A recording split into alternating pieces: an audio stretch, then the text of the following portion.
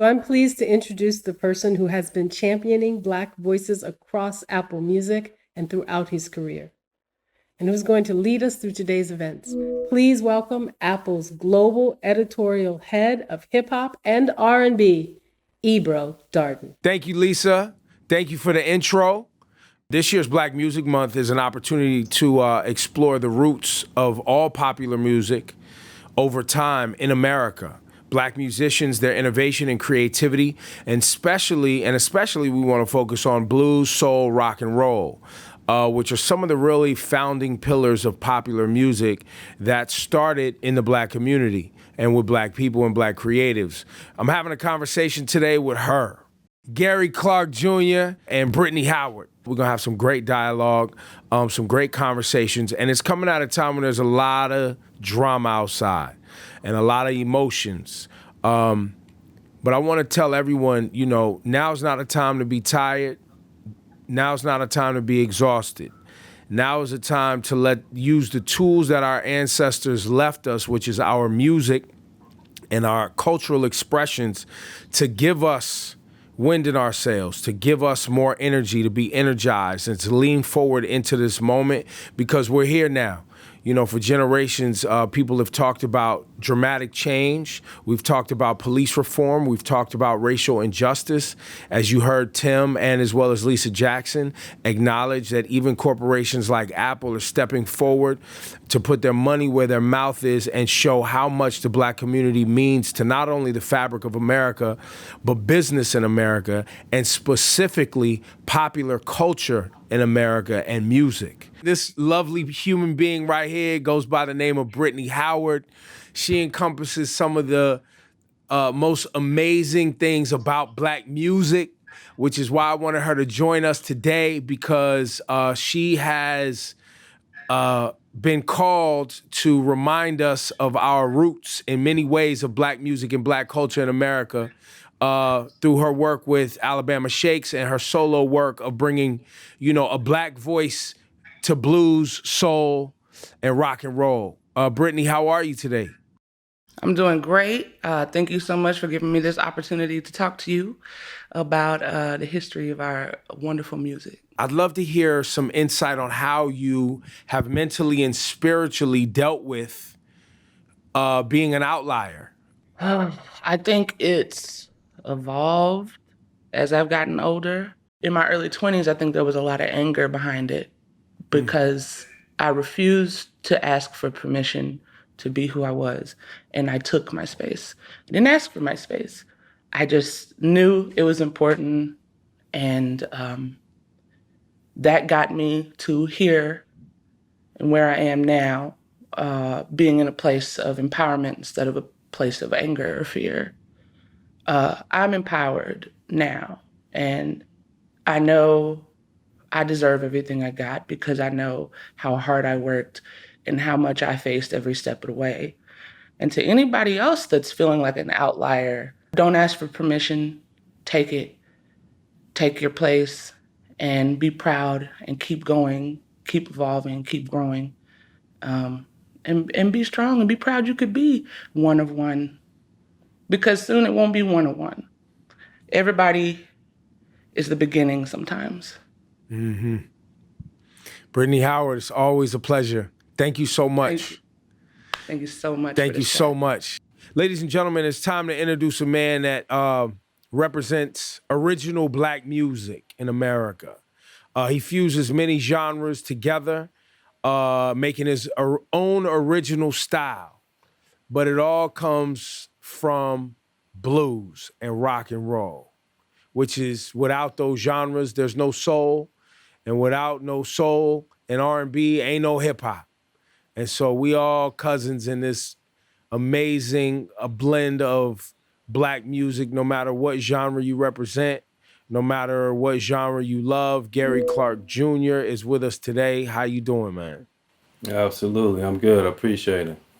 Yes, sir. When you think back of artists that, shaped you musically and creatively, Nina Simone, man, Buddy Guy,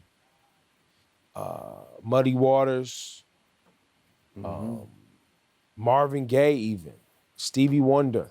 And I think even you told me at one point, you know, you toured with a lot of these OGs in the blues world when you were on the come up, correct? Yeah, did some touring, but mostly they would come through certain clubs down in Austin, and I was the young guy in town, and so they would put me up in front of them, and I would open up for them, and I would back them up, you know, be part of their rhythm section and hang out and have talks with them backstage, and got to hear their stories and their struggles through growing up. You know, it's well documented the emotional toll that racism and colorism took on Nina Simone, right? And her, you know, burdening what's going on in society and her appearance and being a creative and trying to break boundaries and not be put into one specific style of music. You know, I see you fighting that same fight, right? Because you're on the front lines of making sure there is still Black presence in blues and rock and roll. Yeah, absolutely. I mean, I've said it before. I had a young brother I played on the basketball team with when I was in school, and he said, "Man, why are you playing blues? Black people don't play blues." And it's a part of our history. This is what we are from. You know what I mean? And I always had people when I was coming up, the OGs, they would say, you know, you got to remember the blues. You got to know where you come from, the roots. You know, and I had a guy in particular, Clifford Antone. I would sit around with Hubert Sumlin and Pine Top Perkins and talk about how these guys are the originators of rock and roll. These guys created this stuff. All these guys are out here doing. That's these guys that you're sitting right here next to, you know, and they got 200 people coming out to see him. They're the guys who created that stuff. They're the ones who made the boogie woogie familiar and that rock and roll beat and that swing and the stuff that people started shaking their hips to and getting popular. You have to acknowledge that, you know, that they put their heart and soul out there and were treated like nothing. And we praise them and we celebrate their music. And to me, it's just very important to highlight that and never lose that, especially being a Black man and knowing how rich our history is. You know, you just can't deny it. You know, I think it's important. You know, as someone who's watched so many creatives who paved the way in all genres of Black music, even, you know, when you're talking about hip hop and you're talking about Kool Herc and you're talking about Flash and you're talking about Grandmaster Cass and Melly Mel and, you know, these individuals that really laid the groundwork for anyone saying the word, I'm a hip hop artist. Those individuals, you know, struggling to make money still. They didn't make as much, you know, they're not Jay-Z and they're definitely not Drake. And they, you know what I mean? And so I'm sure, like I could tell in your voice, the obligation you feel to the people who paved the way before you, for you to even be able to feed your family doing what you do right now. We got to lift them up and understand their strength and their power and their sacrifice and their vibes, you know, energy. It shaped the culture, shaped everything that we are today, you know.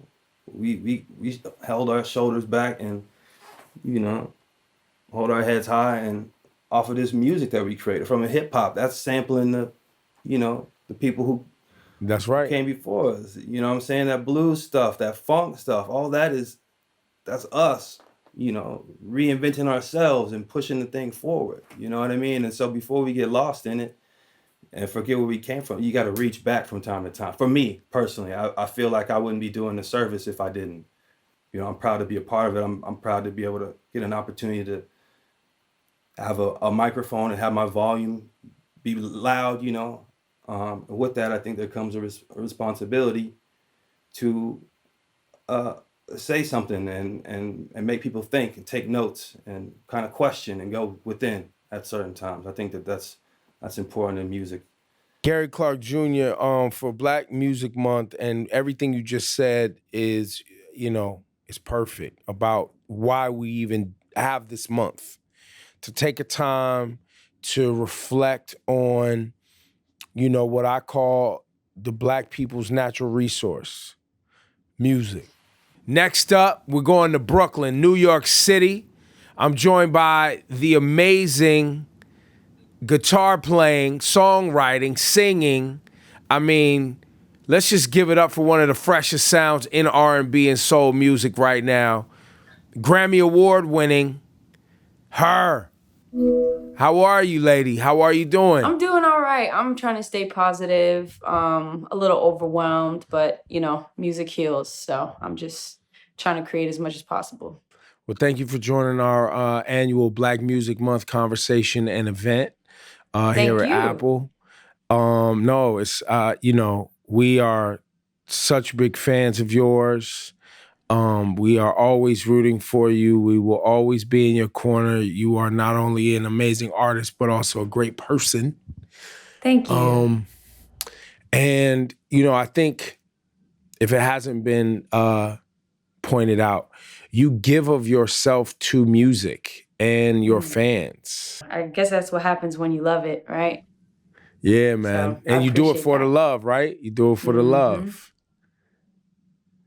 So, I wanted, we've had Brittany Howard and Gary Clark Jr. today, and now we're talking to you. And the reason I reached out to you all is because originally, what I wanted to show and discuss was the origins of popular Black music in America. And you have leaned in there. Look, you are part of a young generation of R&B musicians, but you also make sure you keep the rock and roll and blues woven into, the aesthetic. Yes. Why is that important for you? Those are my favorites, first of all. And it's really, that's how I even got into music, was playing just a, blues minor pentatonic scale on the guitar. Like my dad, that was the first thing my dad taught me how to play. And just like a simple, E chord, open chord, and playing the blues in E, because that's the easiest thing you can do on the guitar. And that's really how it started. And listening to some of those old blues artists like Buddy Guy and Albert King and B.B. King, and those are my roots. When you see what's going on in society right now,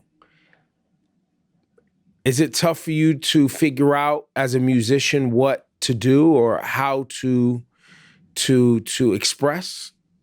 It is tough. Even just as a person in conversations, without being an artist, just as a person, having the uncomfortable conversations and the tough conversations, like it's really hard. And one thing I've been doing a lot that's also helping my creative process is just educating myself, because you can't understand today without understanding yesterday, right? All the things that we, saw happen, it's happening again. Protests and rioting and all these things, they're happening again. And we see it like, okay, this is a page in a history book. Yeah, I know that happened. I know my ancestors were this and that. But it's a coinky-dink that it's happening for the same reasons, because police are killing Black people. Exactly. So that's the thing about it is first of all, educating yourself and just knowing what's real and what's not, and what history looks like, to better understand what's happening today. That's number one. And I think it's more so, everybody has their own opinion. Everybody has their own feelings about what's going on, but we all know what needs to happen at the end of the day. And I think we're all fighting for that. And that's the message.